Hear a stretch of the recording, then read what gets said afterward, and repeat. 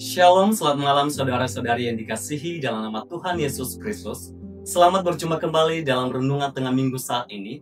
Malam ini kita bersyukur atas kasih dan anugerah Tuhan buat kita sampai saat ini.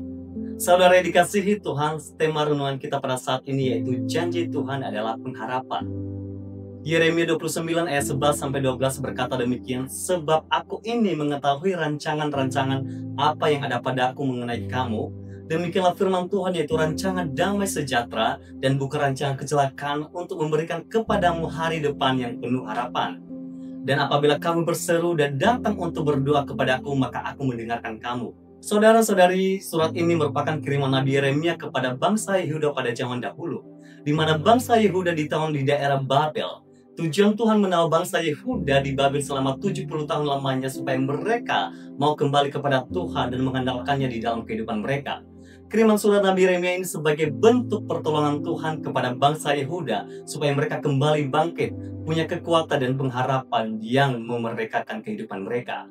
Sebab karena Tuhan mengetahui rancangan hidup bangsa Yehuda, dan Ia pun memberikan pengharapan baru yang membawa kemerdekaan bagi bangsa Yehuda.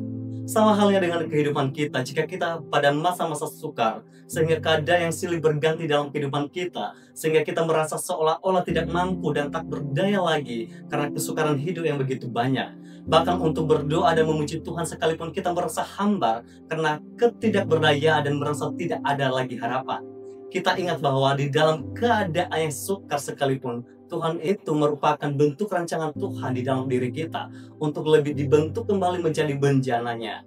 Sekalipun kesukaran yang datang dalam kehidupan kita, Tuhan tidak pernah membiarkan kita berjalan sendiri. Namun yang pasti Tuhan akan melihat perubahan sikap hati kita yang selalu rindu dan haus akan Dia.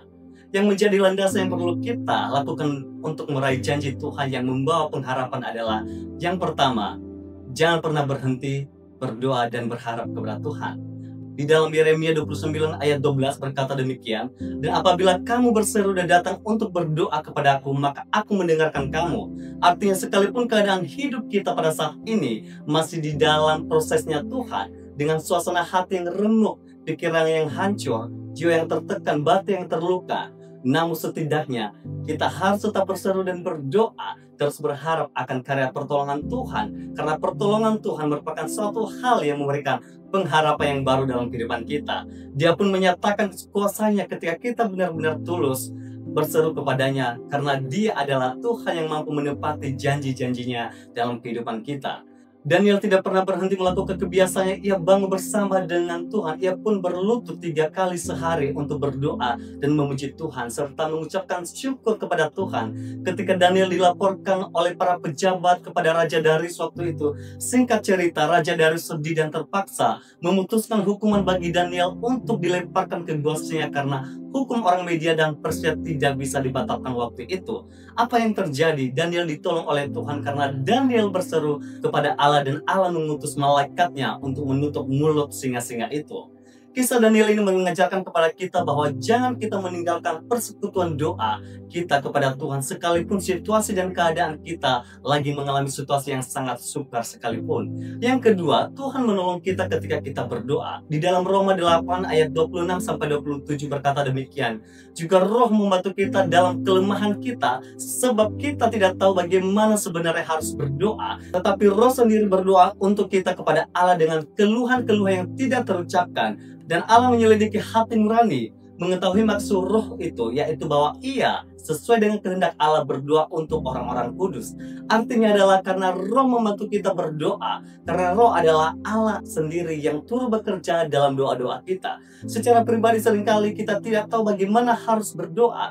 Kita tidak mengerti secara sempurna apa yang harus kita minta, tetapi Roh Kudus yang menyampaikan doa-doa kita untuk kebaikan kita terhadap Tuhan ketika kita berseru kepada Tuhan. Kalau kita melihat kisah Sadrak, Mesak, Abednego, ketika mereka menolak perintah Raja Nebukadnezar untuk menolak menyembah patung emas, dan mereka dicampakkan ke dalam perapian yang menyala-nyala. Dengan seruan iman dan keberanian mereka nyatakan bahwa Allah sanggup melepaskan mereka. Ini merupakan doa dan kesaksian iman mereka kepada Tuhan.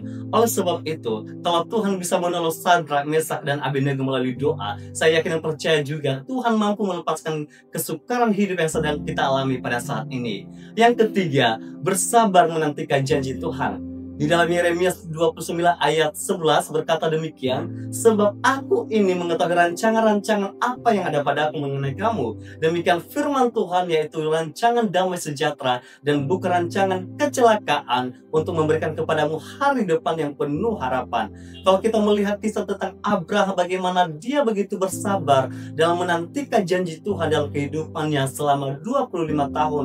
Ia terus berharap sekalipun sudah tidak ada waktu lagi untuk berharap, namun dia punya iman terhadap janji Tuhan bahwa apa yang ia minta kepada Tuhan akan diberikannya dalam hidupnya tepat pada waktunya. Dan Tuhan pun menggenapi janjinya itu kepada Abraham. Kalau Tuhan bisa menepati janji terhadap Abraham, begitu pula dengan kehidupan kita, pasti Tuhan akan sanggup menepati janji-janjinya itu juga ketika kita sedang menunggu jawaban Tuhan dalam kehidupan kita. Walaupun pada saat ini doa kita masih belum terjawab, mari terus kita yakini dan membangun hubungan yang baik dengan Tuhan. Jangan kita berputus asa dan menyerah. Pastikan keadaan yang sukar Tuhan bisa mengubahnya menjadi mujizat yang memerdekakan kehidupan kita. Mari kita berdoa. Bapa, kami sungguh mengucap syukur untuk kasih dan anugerah-Mu dalam kehidupan kami pada saat ini. Kami yakin dan percaya Tuhan, pertolongan-Mu, janji-Mu yang telah Engkau sediakan dalam kehidupan kami pada saat ini, Engkau nyatakan dalam kehidupan kami, Tuhan. Kami juga bersyukur Tuhan untuk pada saat malam hari ini. Kami percaya terus menaikkan syukur kami, hormatan kami kepada-Mu, Tuhan, bahwa Engkau yang sanggup mengajarkan kami untuk mengerti dan memahami perintah-perintah-Mu, Tuhan, dalam kehidupan kami. Ajar kami untuk terus melihat dan peka terhadap firman-Mu, Tuhan, dalam kehidupan kami. Dan juga Tuhan Yesus, pada saat ini Engkau terus membentuk setiap hati kami yang terluka, yang mengalami kesukaran-kesukaran hidup pada saat ini. Kami meminta berkat pemulihan daripada Tuhan Engkau nyatakan dalam setiap pribadi kami, anak-anak-Mu, pada malam hari ini. Kami terus meyakini bahwa Tuhan terus bisa melakukan perkara-perkara yang luar biasa dalam kehidupan kami. Di dalam nama Tuhan Yesus kami telah berdoa dan mengucap syukur. Haleluya. Amin. Tuhan Yesus memberkati kita semua.